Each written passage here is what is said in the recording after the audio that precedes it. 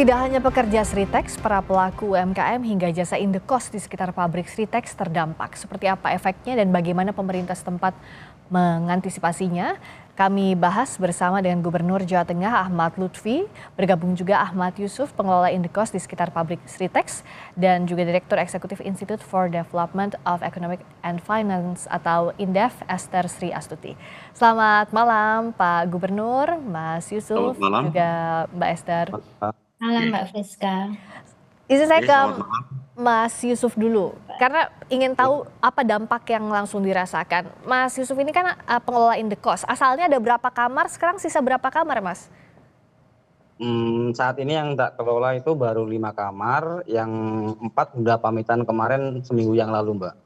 Oke, Tinggal 1 orang, itu pun sudah pamitan, tinggal nunggu ngurus-ngurus surat dan berkas-berkasnya. biasanya itu semuanya memang pegawai Sritex yang Pegawai mengekos di. Sritex rata-rata, Mbak.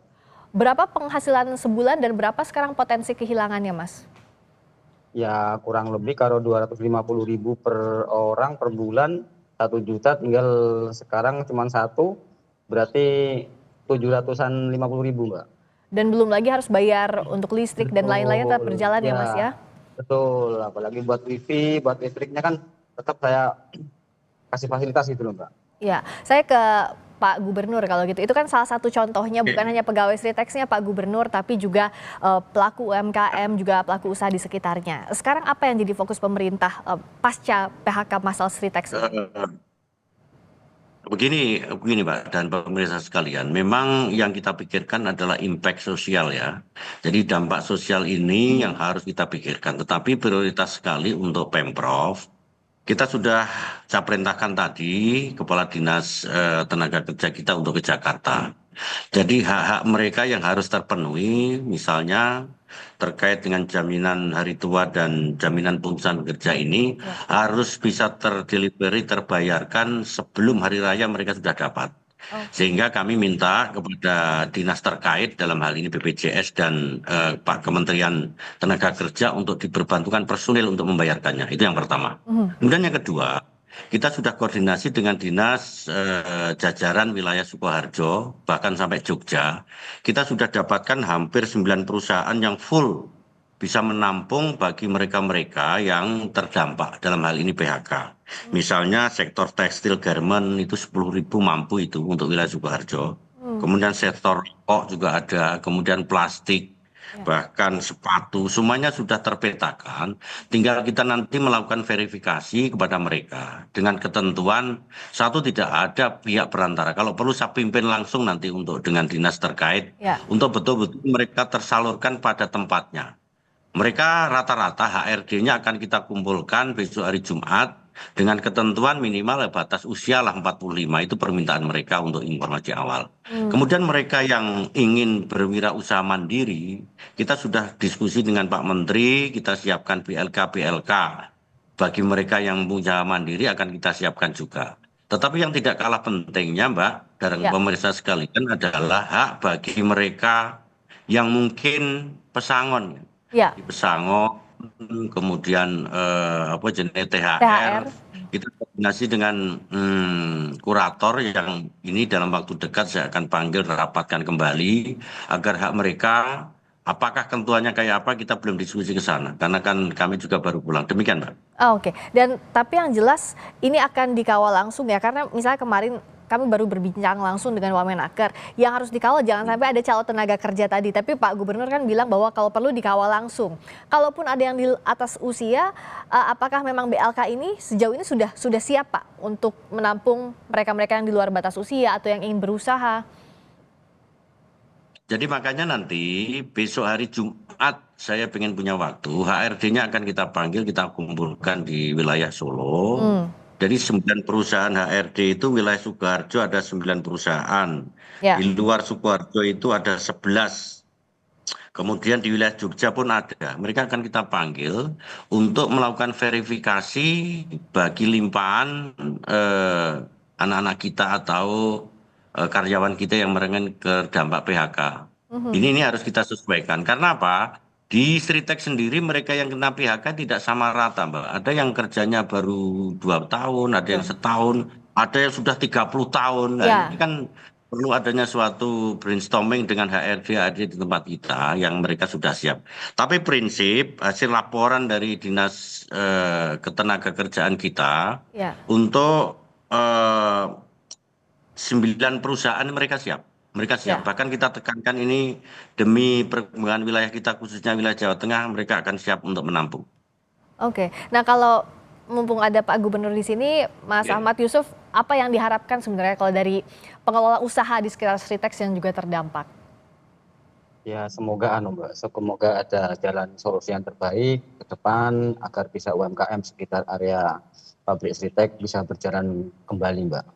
Karena Mhm. banyak UMKM sekitar sini banyak mengeluh, banyak menitipkan rasa untuk kembali lagi lah seperti dulu gitu loh Mbak. Siapa tahu Pak Gubernur dan Pak pemerintah bisa membantu untuk ke depan Sritek atau menjadi pabrik apalagi kan siapa tahu kan gitu Mbak. Kita bisa bangkit dari UMKM dari seperti ini. Pak Gub, ada yang ingin disampaikan soal ini pelaku usaha di sekitar Eh, Sritex? Memang kebetulan kan rumah saya dekat Seritek, Mbak. Jadi saya bisa cerita itu. Mhm. Iya, Jadi kebetulan Pak. UMKM kita nggak usah khawatir, Mas. Nih perlu dolan yang Ya. rumahku nanti. Oh iya Jadi Pak Gubernur. begini, UMKM mikro kita itu kan jumlahnya hampir 150.000 di wilayah Jawa Tengah. Mikro itu ya seputaran Seritek termasuk mikro ya. Kalau mikro itu kan kewajiban dari pemerintah kabupaten kota. Nanti saya akan koordinasi dengan bupati kita. Ya. Lah kecuali kalau itu UMKM kecil yang menengah dan lain sebagainya kan bukan kewajiban kita. Tapi prinsip kita wadahi untuk UMKM wilayah Seritek dan sekitarnya. Nanti kita koordinasi karena bupatinya wilayah sana. Bisa Mhm. nanti.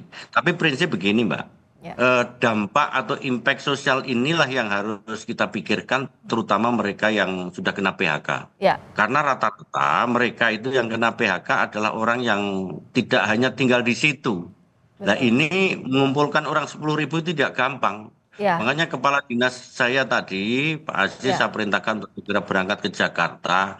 Haknya mereka kita penuhi dulu sebelum hari raya. Biar tidak terjadi public complaint. Ya. Kemudian mereka tenang, sudah memegang hak-hak yang telah dipenuhi. Betul. Toh Minimal. nanti jalan keluar yang lain, minimal kita kan sudah punya database ya. Ya. Untuk pelaksanaan pengendalian mereka-mereka yang terdampak. Demikian, Mbak. Ya, tapi pegangan JKP, JHT tadi diutamakan sambil menunggu pesangon dan juga THR yang itu ada di wewenangnya kurator. Nah, kalau dari Mbak Esther, ini kan PHK 10.000 lebih karyawan Sritex. Apa yang harus diantisipasi agar secara ekonomi tidak berdampak semakin luas lagi?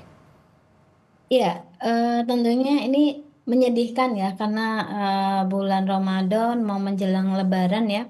Namun, kita tahu bahwa memang beberapa pabrik tidak hanya Sritex yang sudah melakukan layoff tenaga kerja.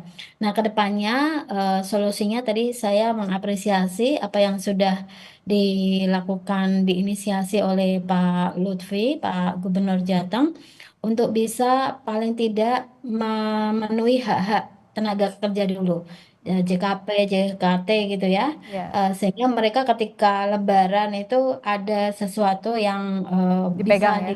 dipegang gitu ya. Mhm. Nah, namun demikian ke depannya, perlu yang pertama adalah matchmaking ya, matchmaker. Jadi pemerintah tadi sudah, melakukan ya, mendata ada 9 pabrik yang memang bisa diisi ya tenaga kerja yang 10.000 tadi. Kalau itu yang terjadi itu akan sangat bermanfaat bagi mereka gitu ya. Hmm. Yang kedua artinya mereka tidak tidak menganggur Ya, nantinya.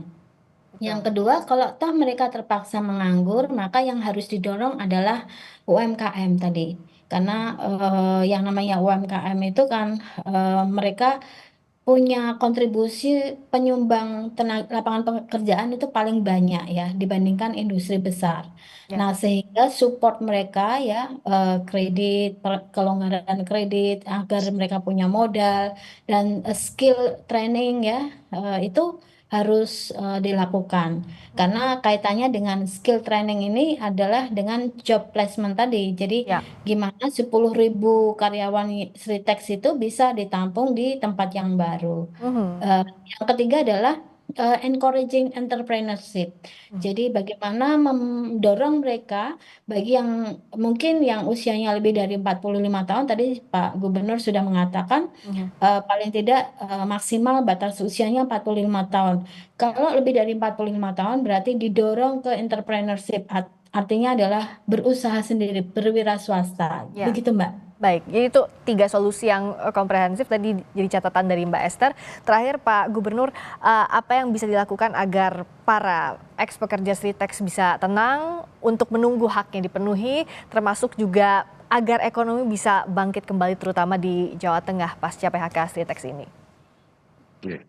Jadi pemerintah provinsi tidak bisa berdiri sendiri Mbak ya, tapi saya selalu koordinasi dengan pemerintah pusat dalam hal ini tenaga kerjaan kita, Pak Menteri juga seluruh koordinasi dengan kita, termasuk lintas departemen yang lainnya yang terkait, sehingga dampak daripada sosial di wilayah Sritex ini tidak mempunyai imbas ke wilayah yang lain. Itu yang pertama. Kemudian yang kedua, memang yang paling pokok itu adalah hak mereka. Oleh karena itu, saya sudah koordinasi dengan Kapolda, Des Tenaga Kerja akan kita efektifkan kembali. Bagaimanapun juga hak buruh itu harus terpenuhi. Itu adalah hak mereka. Dan ini harus kita kawal sehingga ke depan tidak ada lagi dampak sosial yang impact sosial yang lebih tinggi bagi mereka yang kena PHK.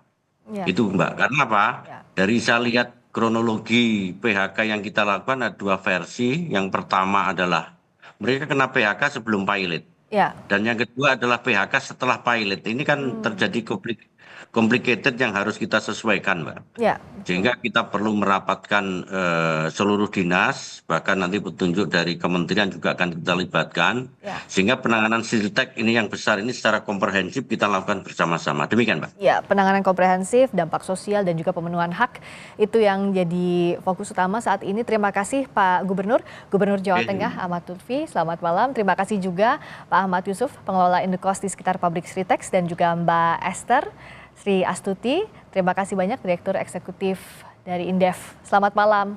Terima kasih. Malam. Mbak.